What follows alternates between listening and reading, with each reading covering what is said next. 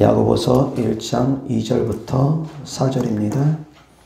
내 형제들아 너희가 여러 가지 시험을 당하거든 온전히 기쁘게 여기라. 이는 너희 믿음의 시련이 인내를 만들어내는 줄 너희가 알미라.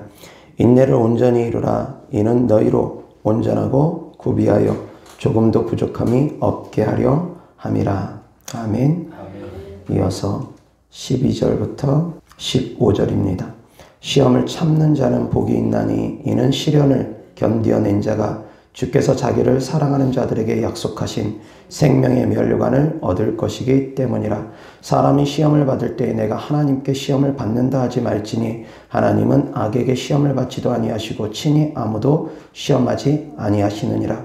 오직 각 사람이 시험을 받는 것은 자기 욕심에 끌려 미혹됨이니 욕심이 잉태한 즉 죄를 낳고 죄가 장성한 즉 사망을 낳느니라. 아멘. 자, 오늘 하나님 말씀 주제는 왜 우리는 시험을 당하는가 라는 주제로 하나님 말씀 전하고자 합니다. 2절 다 같이 시작. 내 형제들아 너희가 여러 가지 시험을 당하거든 온전히 기쁘게 여기라. 아멘. 자, 시험을 안 당하면 우리의 인생에서 시험이 없으면 참 좋을 것이라고 저는 생각을 합니다. 근데 우리 인생이, 우리가 살아가는 삶이 우리가 어리석기 때문에 우리는 시험을 당할 수밖에 없습니다. 어린아이에게 뜨거운 것을 만지지 말라고 경고를 합니다. 근데 그 아이가 한 번도 데워보지 않은 아이는 그 뜨거움에 대해서 모릅니다. 그래서 궁금해합니다.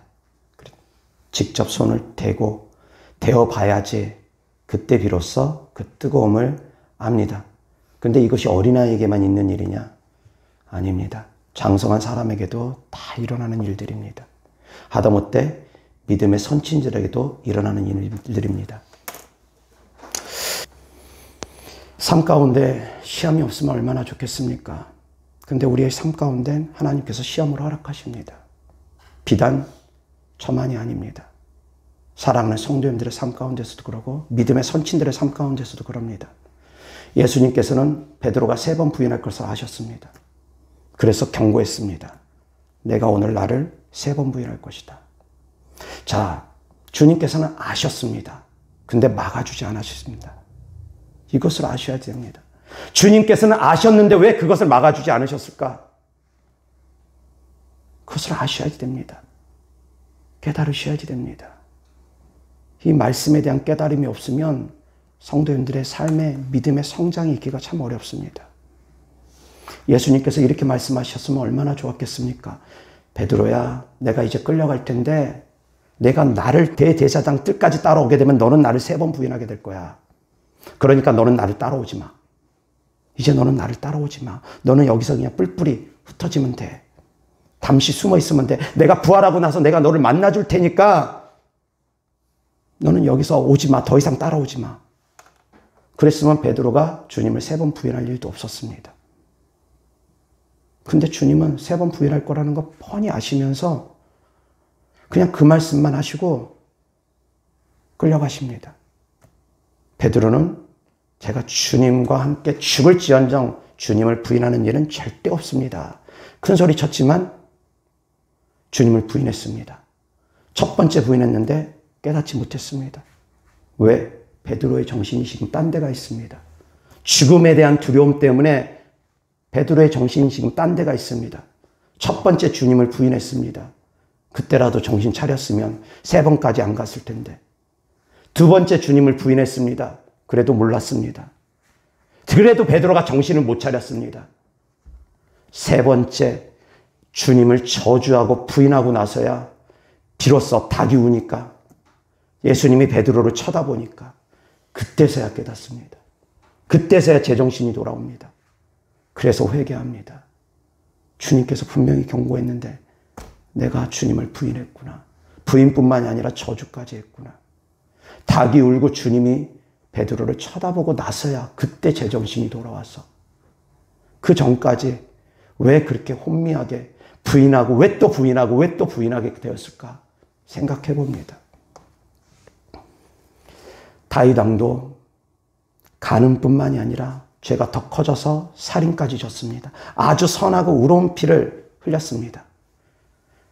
주님께서 다윗이 밧세바를 범할 때 그때 일찍 좀 찾아오셔서 너가 왜 그랬느냐? 책망했으면 좋았을 것을. 왜 의로운 우리아의 피까지 흘리게 하고 나서 왜 살인까지 저지르고 나서 그때 찾아오셔서 주님께서 책망하시고 징계하실지 도무지 이해가 안 될 수 있습니다. 그리고 다윗이 그것만 범죄한 것이 아니라 사단으로 말미암아 사단의 시험으로 말미암아 다윗이 이스라엘 백성들의 전쟁에 나가 싸웠을 인구를 숫자를 계수합니다.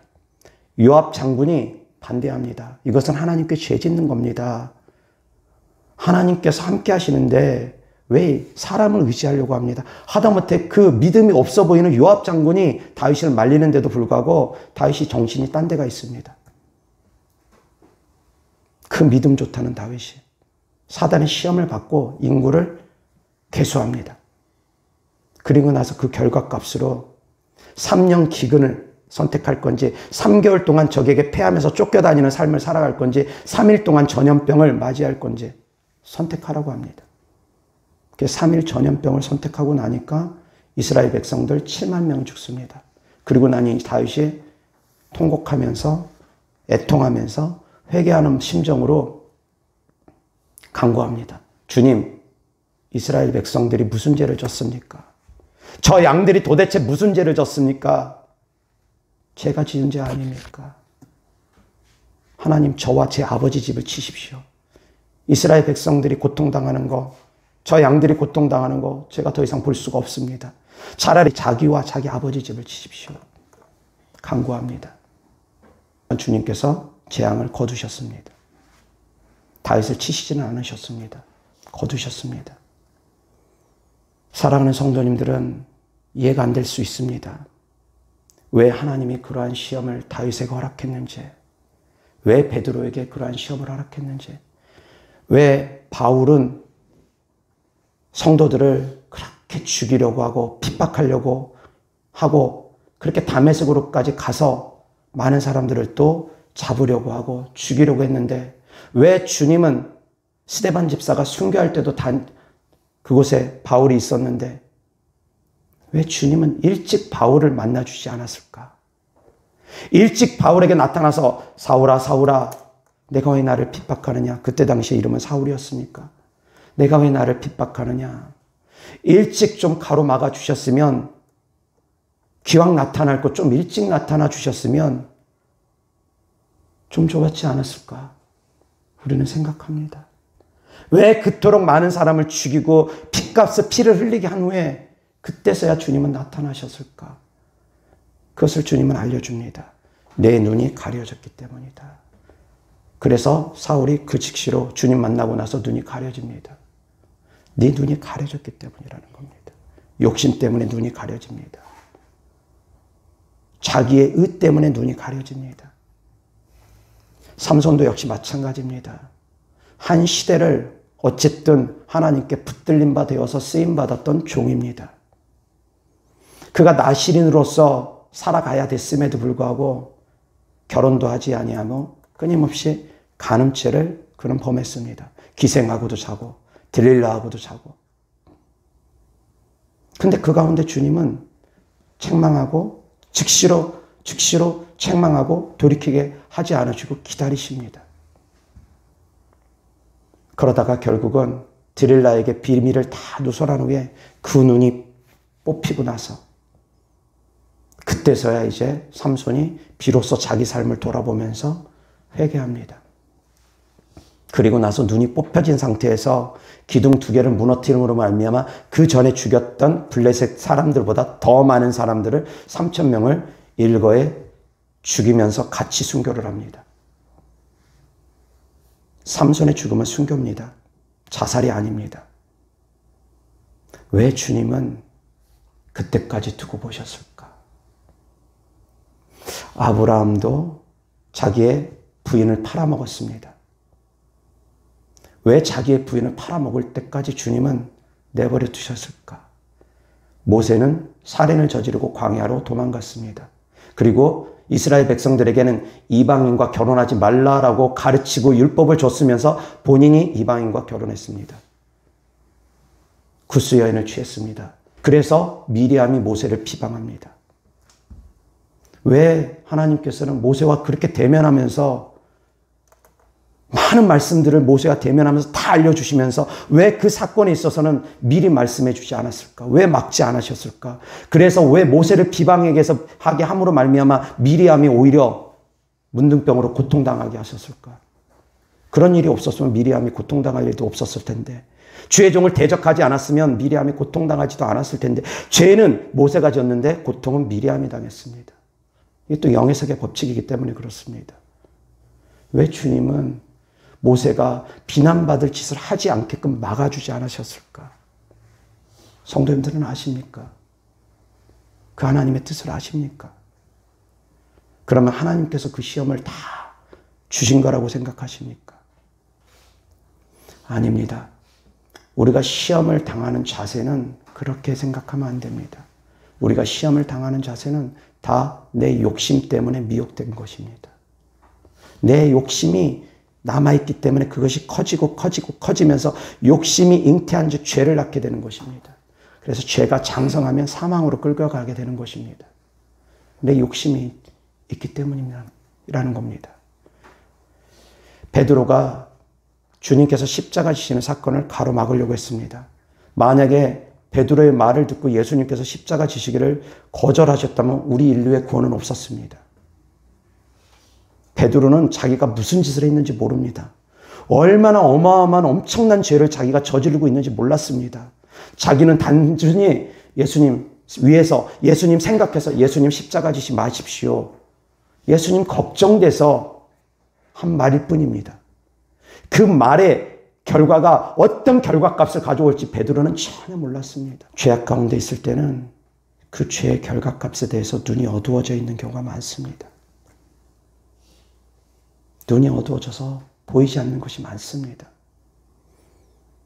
삼손이 눈이 뽑힌 다음에 비로소 그 마음의 눈이 열렸던 것처럼, 사울이 비로소 그 눈이 닫혀진 상태에서 비로소 이제 자기의 삶을 돌아보고 나서 깨닫고 나니까 성령으로 거듭나게 하심으로 말미암아 주님께서 다시금 새로운 눈을 주셔서 새로운 눈으로 세상을 바라보게 하셨던 것처럼, 새로운 믿음의 눈을 허락하셨던 것처럼, 눈이 어두워져 있는 사람들은, 욕심의 눈이 어두워져 있는 사람들은 못 봅니다. 못 듣습니다.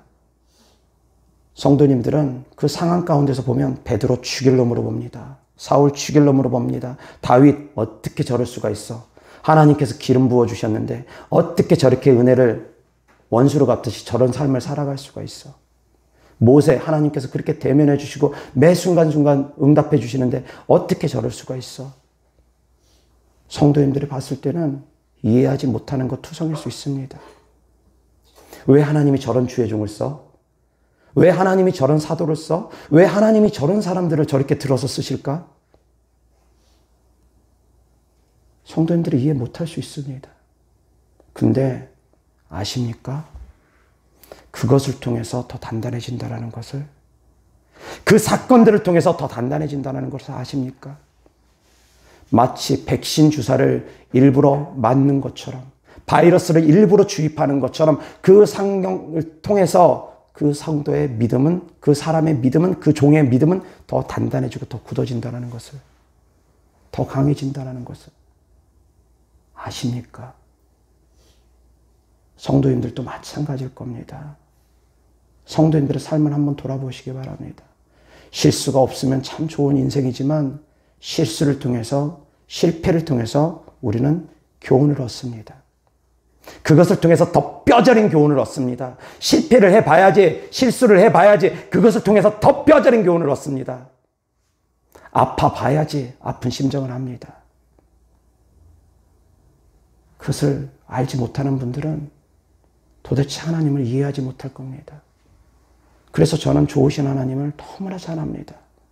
죄인 중에 괴수 중에 괴수 같은 나, 이런 더럽기 짝이 없는 나를 그럼에도 불구하고 사용해 주시고 써주시고 여전히 교통하고 계시는 것을 저는 알기 때문에, 여전히 함께 하신다는 걸 저는 알기 때문에 그래서 정말 하나님은 사랑이라는 겁니다. 저는 정말 내 목숨이 끊어지는 순간까지라도 정말 외치고 또 외치고 외치고 또 외칠 수 있습니다. 하나님은 정말 사랑입니다. 제가 고난을 당하는 것도 나 때문이지 하나님 때문이 아닙니다. 시험을 당하는 것도 나 때문이지 하나님 때문이 아닙니다. 저는 그래서 절대 하나님을 원망하지 않습니다. 나 자신을 돌아볼 뿐입니다.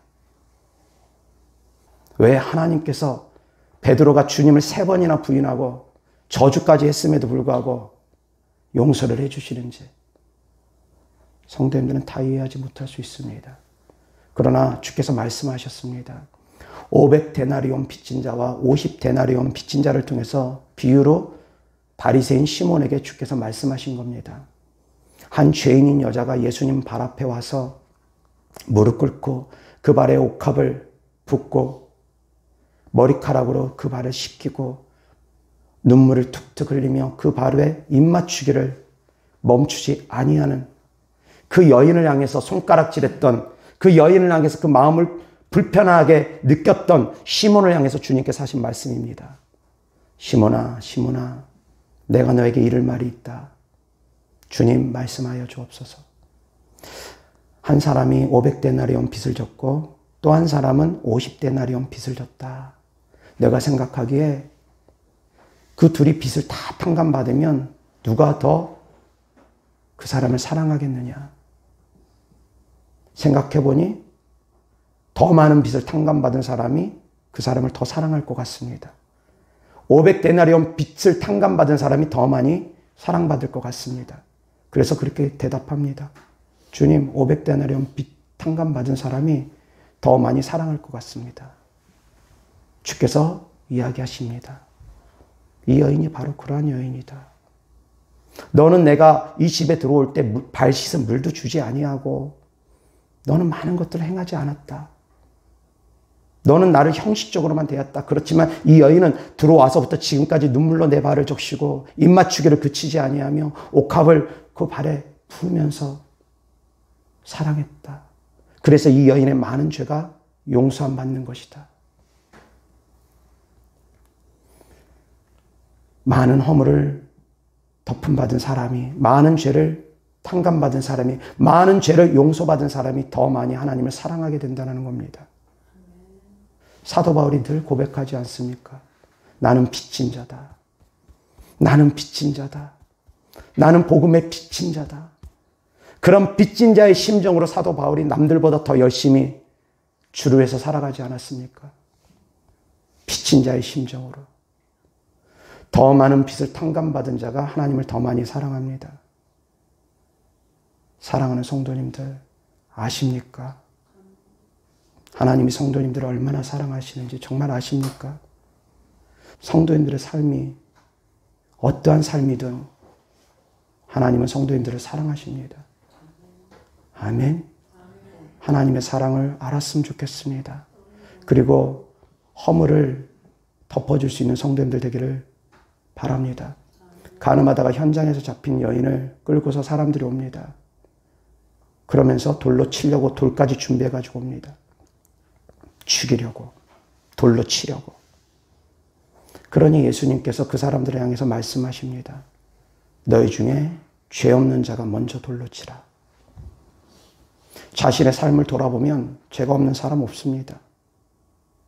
그래서 주님 앞에 성도님들의 삶 가운데 의로운 행실들이 있는지도 한번 돌아보시기 바랍니다. 그러면 성도님들이 잘못했을 때 주님께서 더 많은 은혜를 주실 것입니다. 그것은 하나님의 은혜입니다.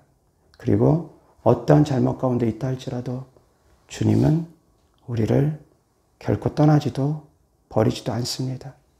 그건 사람의 사랑하고 다릅니다. 사람의 마음하고 다릅니다. 하나님은 변함없이 우리를 사랑하십니다.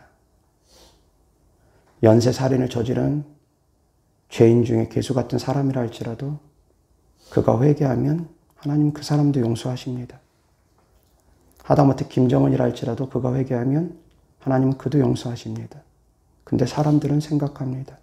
너 같은 죄인이 어떻게 용서받을 수 있을까? 하나님의 기준으로 생각하지 못합니다. 사람은 자꾸 자기가 심판자가 되려고 합니다. 자기가 심판을 하려고 합니다.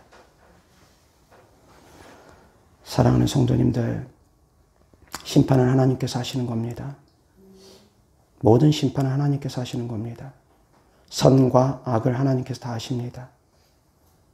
사랑하는 성도님들이 주님 안에 거할 수 있기를 바랍니다. 그러면 하나님께서 성도님들의 삶 가운데 은혜를 더하여 주실 것입니다. 아멘. 이어서 하나님 말씀 보겠습니다. 누가복음 7장 36절부터 50절입니다.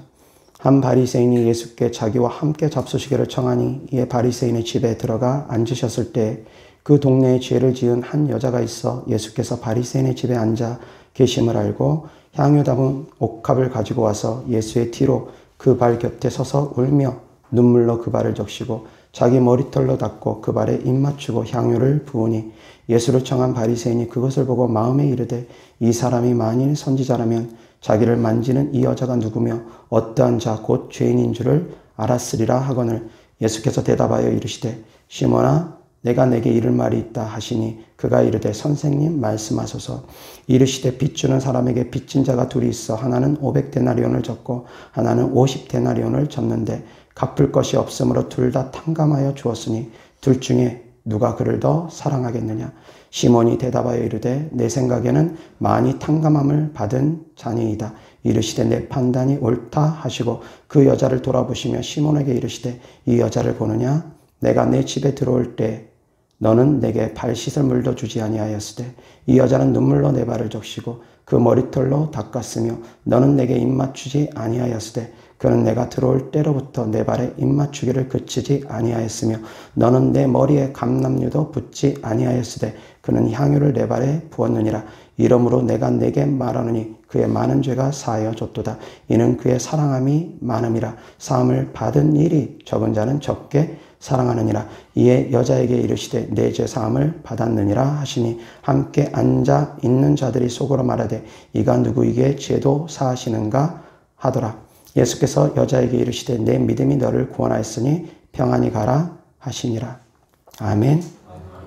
아멘. 이어서 하나님 말씀 보겠습니다. 신명기 8장 1절부터입니다. 내가 오늘 명하는 모든 명령을 너희는 지켜 행하라. 그리하면 너희가 살고 번성하고 여호와께서 너희의 조상들에게 맹세하신 땅에 들어가서 그것을 차지하리라. 내 하나님 여호와께서 이 40년 동안에 내게 광야길을 걷게 하신 것을 기억하라. 이는 너를 낮추시며 너를 시험하사 내 마음이 어떠한지 그 명령을 지키는지 지키지 않는지 알려 하심이라. 너를 낮추시며 너를 줄이게 하시며 또 너도 알지 못하며 내 조상들도 알지 못하던 만나를 내게 먹이신 것은 사람이 떡으로만 사는 것이 아니요 여호와의 입에서 나오는 모든 말씀으로 사는 줄을 내가 알게 하려 하심이니라. 아멘. 하나님께서 우리를 광야를 허락하시고 시험하시는 이유가 낮추시기 위함이라는 겁니다. 낮아지라는 겁니다. 겸손하라는 겁니다. 그래서 하나님의 말씀을 지키고 순종하면 하나님께서 결국은 마침내 복을 주신답니다. 하나님께서 우리를 향한 생각은 재앙이 아닙니다. 사망이 아닙니다.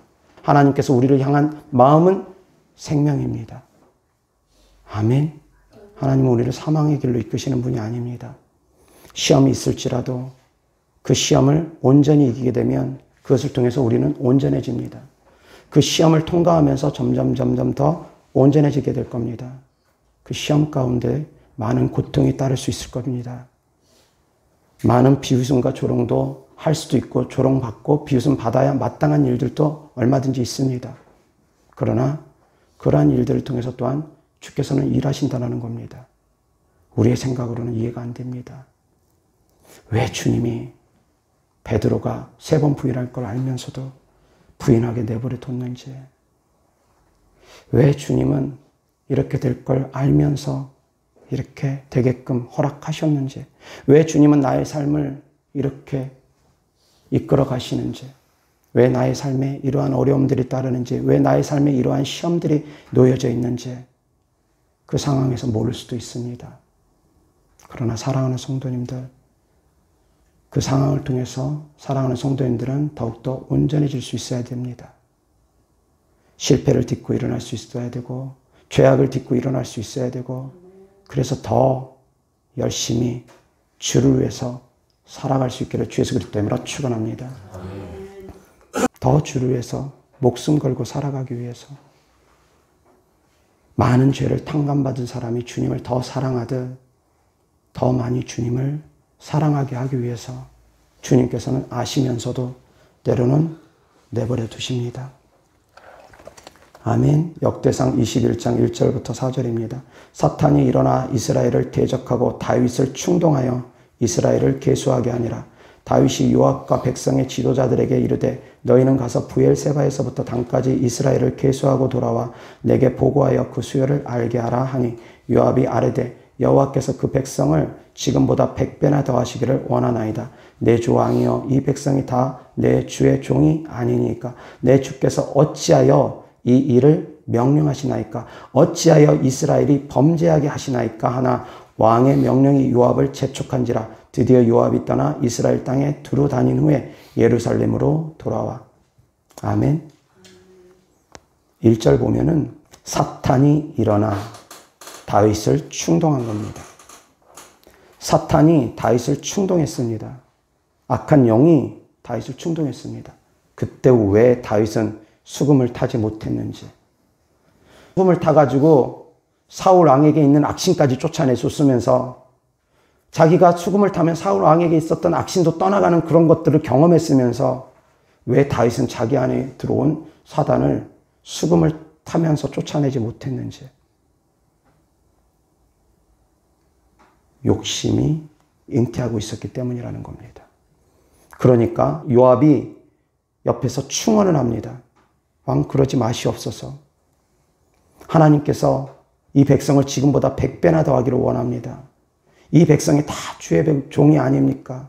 주께서 내 어찌하여 이 일을 명령하십니까? 어찌하여 이스라엘을 범죄케 하십니까? 이스라엘을 범죄하게 하지 말라고 요압이 옆에서 충언을 합니다. 말립니다. 근데 다윗이 그때 제정신이 아닙니다.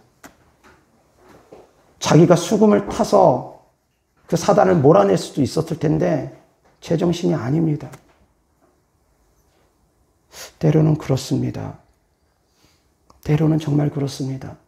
피했으면 좋았을 것을, 안 했으면 좋았을 것을, 그런 일들이 벌어지지 않았으면 좋았을 것을 했던 것들이 반드시 벌어지는 일들이 있습니다. 그로 인해서 많은 사람들이 아프고 다치고 고통당하는데도 주님은 그것을 그대로 내버려 두실 때가 있습니다. 이스라엘 백성들이 이 일로 인해서 7만 명이나 죽습니다.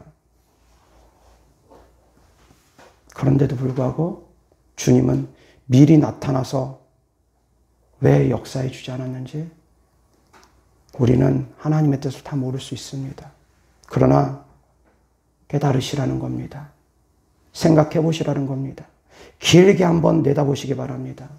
우리가 이제 성경을 통해서 다 압니다. 다윗 왕이 얼마나 하나님 마음에 합한 자였는지, 얼마나 하나님께서 다윗을 기뻐했는지 우리는 성경을 통해서 다 압니다. 근데 그 상황 속에 들어갔을 때 이스라엘 백성들은 얼마나 다윗 왕을 저주하고 욕하고 비웃고 조롱했겠습니까? 어제 제가 누워서 하나님 말씀을 곰곰이 생각하는데 그러한 감동과 그러한 믿음을 주십니다. 주님, 제가 받아야 될 수치, 모욕, 비웃음, 조롱, 제가 다 담당해야 될 거 아닙니까? 근데 순간 주께서 하나님의 말씀을 깨닫게 하시고 주님의 마음을 저에게 부어주십니다. 네가 비웃고 조롱당하지 않기 위해서 내가 대신하여 너를 대신하여 비웃고 조롱당했다. 내가 너를 대신하여 비웃고 조롱당했고 내가 너를 대신하여 수치와 모욕을 견뎠고 내가 너 때문에 침뱉음 당했고 놀림 당했고 딱임 맞았고 내가 너 때문에 내가 그 고통을 당한 것이다. 그 말씀이 어제 하나님의 말씀을 묵상하면서 잠이 안 와서 계속 뒤척이면서 기도하는 가운데 주님께서 부어주신 마음입니다. 하나님은 사랑입니다. 하나님은 정말 사랑입니다. 저는 그것밖에 할 말이 없습니다. 정말 하나님은 사랑이라는 거. 주의 종들 허물 있을 수 있습니다. 성도 간에 허물 있을 수 있습니다. 그래서 믿음이 연약하고 그런 분들은 그 사람을 보면서 저런 사람이 무슨 그리스도인이야, 저런 사람이 무슨 주의 종이고 저런 사람이 무슨 장로고 집사고 권사야, 내가 너 때문에 예수님 안 믿어. 그렇게 생각하는 사람들도 있을 겁니다. 근데 하나님은 완전하신 분입니다. 하나님은 죄인을 부르러 오셨다고 했습니다. 의인을 부르러 오신 것은 아닙니다. 죄인들의 소굴입니다. 드러나지 않았을 뿐인지 성도인들의 양심에 비추어서 내가 먼저 돌을 던질 수 있는 사람인지 한번 또 생각해 보시기 바랍니다. 누구에게 먼저 돌을 던질 수 있는 사람인지.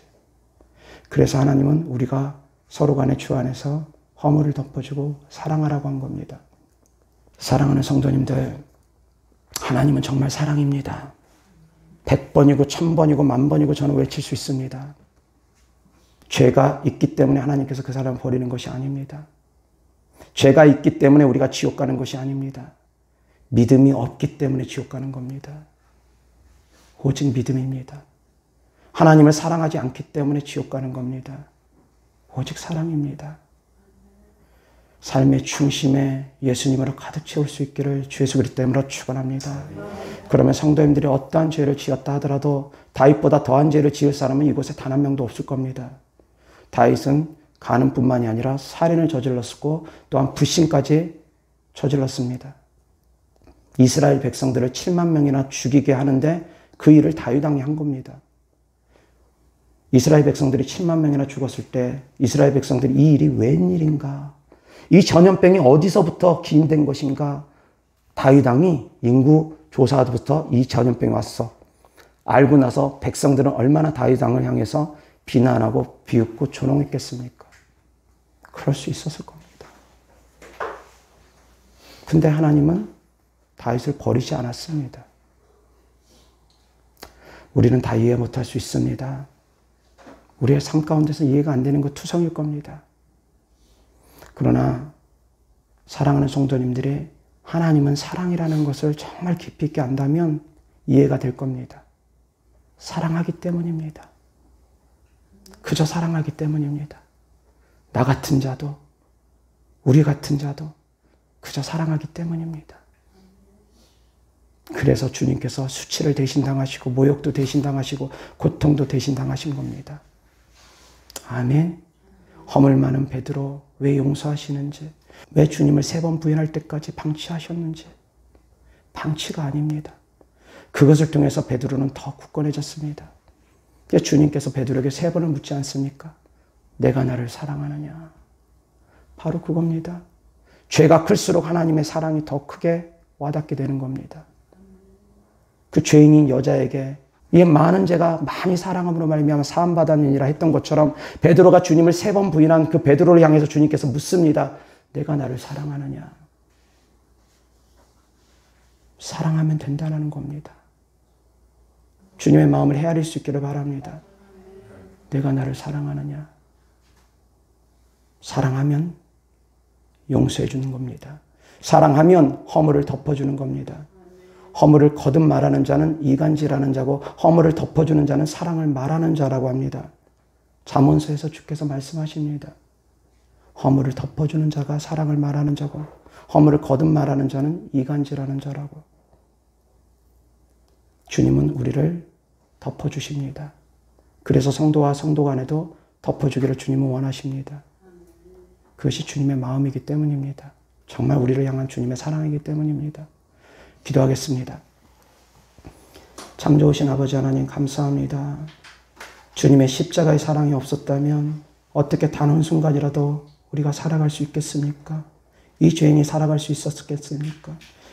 70번에 7번씩도 용서해 주시는 주님의 사랑으로 1만 달란트 빚을 진 죄인의 모습으로 주님 앞에 섭니다. 날마다 회개한다고 하지만 가식적이고 형식적이며 삶을 돌이키지 아니하는 삶을 계속 반복적으로 살아가는 저희들입니다. 깨닫지 못합니다. 어리석습니다. 욕심이 잉태되도록 내버려둘 때도 있습니다. 하나님, 그럼에도 불구하고 인내하시고 두고 보시며 하나님께서 우리가 돌이키기를 기다리신다는 것을 너무나 잘 압니다. 그럼에도 불구하고 하나님은 우리를 사랑하신다는 것을 너무나 잘 압니다. 우리를 사랑해 주신 주님 감사합니다. 모든 영광을 주님께 돌립니다. 십자가의 사랑을 통해서 우리를 구원하신 주님께 모든 영광을 돌립니다. 오직 주님의 사랑이라는 것을 고백합니다. 나의 나된 것은 오직 주님의 은혜임을 고백합니다. 주님이 없으면 우리는 단 한 순간도 살아갈 수 없는 존재들입니다. 도와주시옵소서. 도와주시옵소서. 도와주시옵소서. 주님의 사랑하는 자녀들이, 그리고 이 더럽기 짝이 없는 종이 하나님의 뜻을 이룰 수 있는 저와 우리가 되어질 수 있도록 도와주시옵소서. 주님께 드려진 예물들을 축복합니다. 주님을 사랑하는 마음으로 전국에 소망을 두는 믿음으로 드린 예물들마다 주께서 기뻐 받아주셔서 30배, 60배, 100배 심은 대로 열매 맺게 하여 주시옵소서. 우리를 구원하시고 우리와 함께 계시며 우리를 사랑하시는 우리의 주 되신 우리의 하나님 되신 예수 그리스도 이름으로 축복하며 기도드렸습니다. 아멘.